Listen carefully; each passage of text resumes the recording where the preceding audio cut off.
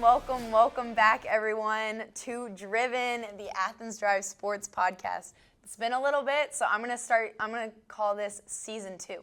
So we're entering Season 2, and I want to give a special shout out to the women's basketball team for their great job in states that just happened. And today, joining me on our first day back, we have an awesome guest. We have Coach Pyper. Welcome, Coach Pyper. Thank you very much. Welcome back. Coach Pyper, you are the wrestling coach here, and you do a lot of things at Athens. Do you mind elaborating a little bit about what you do with the school? Sure. So I am head wrestling coach. Awesome. And I am the assistant head coach in football under Coach Smith and our squad. And I also work at Genuity, which is working with students that are behind a little bit to catch them up to graduate. Or I also have a group of ninth graders who have fell behind a little bit to catch them up to become sophomores.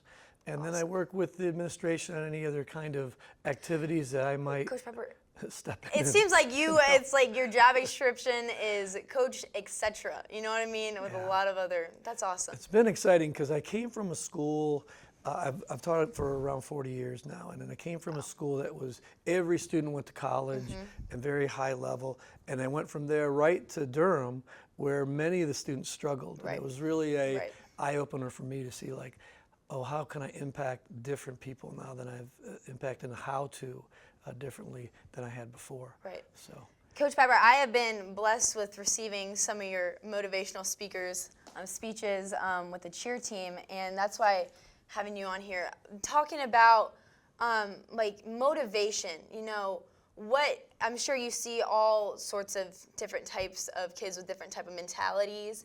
And, you know, as a coach, you would say your job is to kind of unify people towards a common goal and kind of make their motivation, right? Do you, like, as a coach, you know, you're supposed to, you know, motivating people to the way, what is your kind of, like, trick with that? You know, like, what's your approach to motivating your athletes and also your students? sure. I think when I was younger, I had a few people in my life. My sixth grade teacher, she was incredible. First person who I think believed in me and what I can do. I was a little older than in seventh, eighth grade. I had another teacher who said, "Hey, you'd be a great wrestler because of your size." And then also one of my counselors in eighth grade told me, "This is a track you should go on." And so I had people believe me when I was younger, and then it was just my personality is such that I just love to see people do well. Right. So and try to see them go in a direction. So I think as time went on, it kind of just flowed into just a natural way of doing that. So when I am coaching, I'm really not looking for the best athlete or the fastest guy. I'm looking for somebody who's got a heart for something. And then I just try to tap into that, build into that, and then try to get the very best out of them. So finding that, finding, like, going off of what you said, like finding that little, like, glimmer of, that they have a heart for something, and you kind of like morphing that into passion and stuff.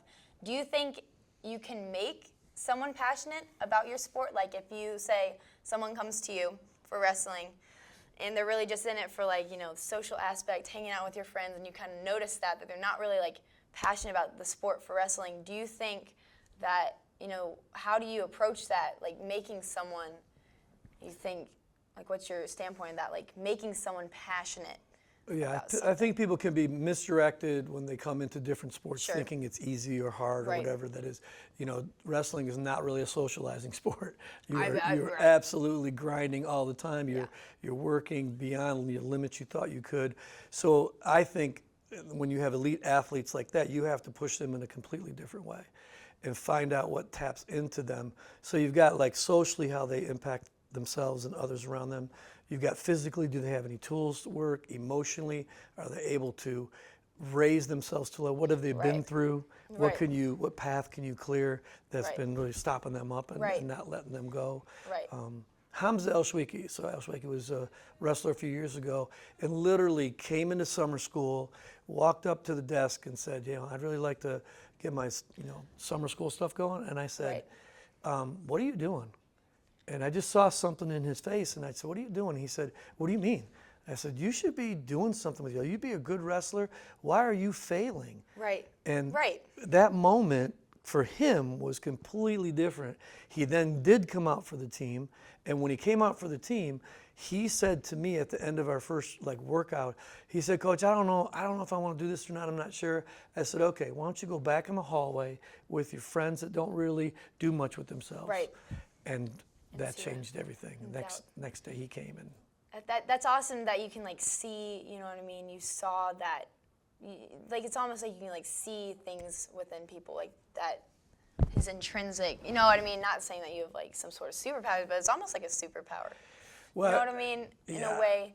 I think what happened a long time ago, when I got into wrestling, I couldn't wait to hear my name on the announcements. Yeah. I couldn't wait to be the guy that, the attention seeking, And I realized that was all about me. And then when I went to college, I wrestled a little bit there, and then it wasn't working out, and I realized my life isn't about me. Right. And that's really when I had a transformation and really had a relationship with God then, and that's when really accepting Christ changed everything. It changed my perspective of who people really are and what they have. Everybody's got something unbelievable in them that they should be using. And I think that's just such an amazing thing for your athletes to see, you believing, that everyone has something. I think that's such a positive thing, and that really gives hope. And I'm sure you've had many athletes probably tell you that you've had a profound impact. What'd you say? I even tell them, what I say to them is, I'm not coaching you for today. Right. I'm coaching you so when you're 25, you have something. Because if I just teach you how to wrestle, or I just teach you how to play football, or teach you how to play tennis or golf or whatever it is, I want to give you more than that so you can believe. And so there's a level that you can attain to that really is up to each person to find. Yeah. And they find that, and then they may come back once in a while and say, "Coach, I'm glad you poured I'm sure that's into a me," very awesome feeling when people come back and say, "Yeah." Everyone wants to make an impact on people. Yeah. And I think for, as an athlete myself, it's that you all seek your coach a little bit deeper than just the coaching, right? I've had coaches, and my dance coach, they become a support system in a way. And that's what really makes going to practice, right? It makes it so much easier for the athlete to commit to that sport when they feel that encouragement from the coach, right? And I realize that if that's there and they're looking for that, then I better add something that means something. Right. I don't just want them to win for me. Exactly. If that makes sense. So many life lessons, high school sports, it's so much more. Not a lot of athletes make it past high school into the collegiate field. It's a very hard thing to do, but the life lessons and the responsibility and the discipline that you gain from, high school sports and playing on a team, I think really carries on through many aspects of life. Yeah. I think that's awesome. I think that's things that, seems like you harbor as a coach and you place emphasis on. Yeah. And I think that's something that's important in coaching. Yeah. Interestingly enough, one of the most important things is touch. So even when I walked in here, physical touch. You're saying like a high five. Every day after practice, every athlete has to come to me, look me in the eye, shake my hand or fist pound, and say, "All right, coach, see you tomorrow." And then I can see in their eyes, oh, something's missing. Then I'll go back through, find them in the locker room or outside, say, "What's going on?" And then they'll just. It's such an important thing. You can tell so much by someone's. That's a great that physical connection that you can see. Now, segueing in, what's your approach in more in the athlete mental health? If you see one of your athletes struggling, right? They're looking at you after practice and you notice they have their head down. They can't look you in the eye. And you notice that it might be something with the sport, right? Their just mental health is bad. What type of approach are you what are you thinking? How do you kind of go about that as a coach? Most of the time I take them to lunch. Most of the time I call take them to lunch. I just say, "Hey, go home, I'll take a shower, I'll come get you," and we'll go out. I took out one athlete yesterday. Yeah. He actually went to UNC, and he went and hang around with Zage Marjan, who's a wrestler there. Yes. He went there to work out with him, and I took him to dinner first, and we went out, and then came back, and then on the ride is when you learn. it's in between the competitions that you learn what's really happening going on. I was able to challenge him, and then he came back through today and then asked, hey, can I come to lunch more and hang out with you? And like, sure.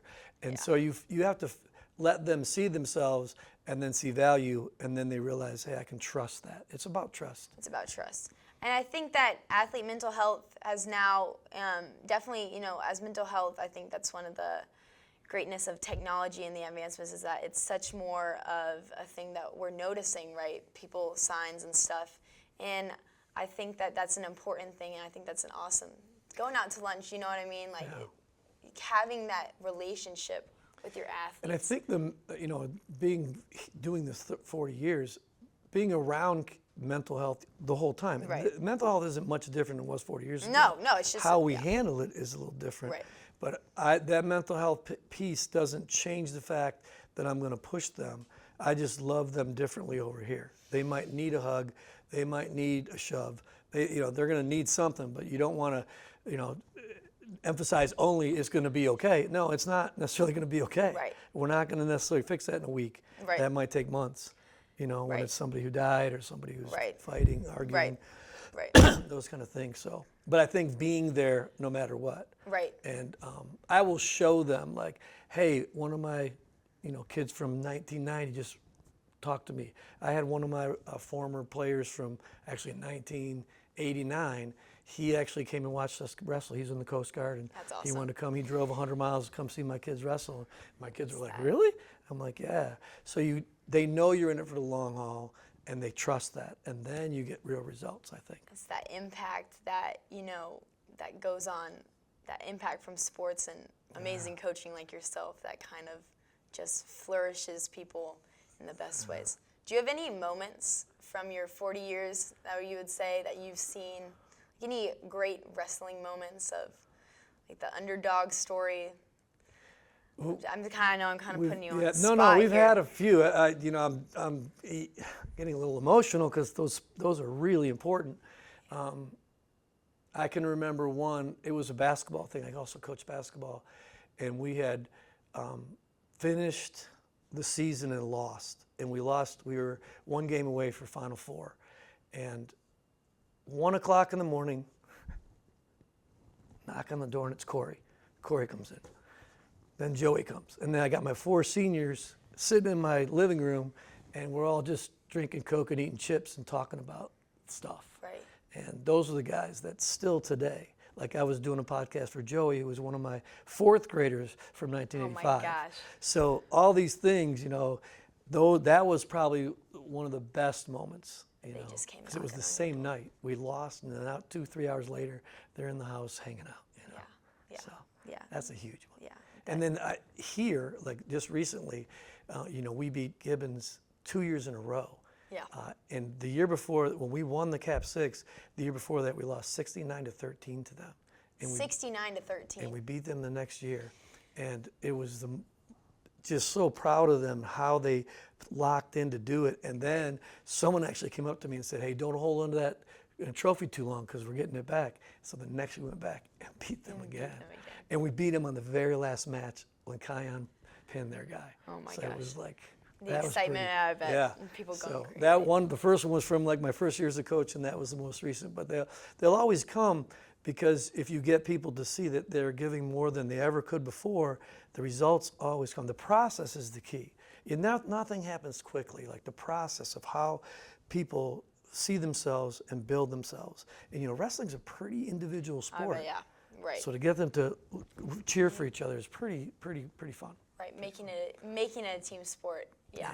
That'd be awesome. So. That'd be awesome. I'm sure, thank you for coming on to this podcast and talking with me about this. I think, you're a great speaker, and just hearing all your stories and your motivation is really awesome. I appreciate you having me. It's been really good. Thank you. This is a fun time, and we're looking forward to continuing Driven in season 2. So stay tuned for another episode.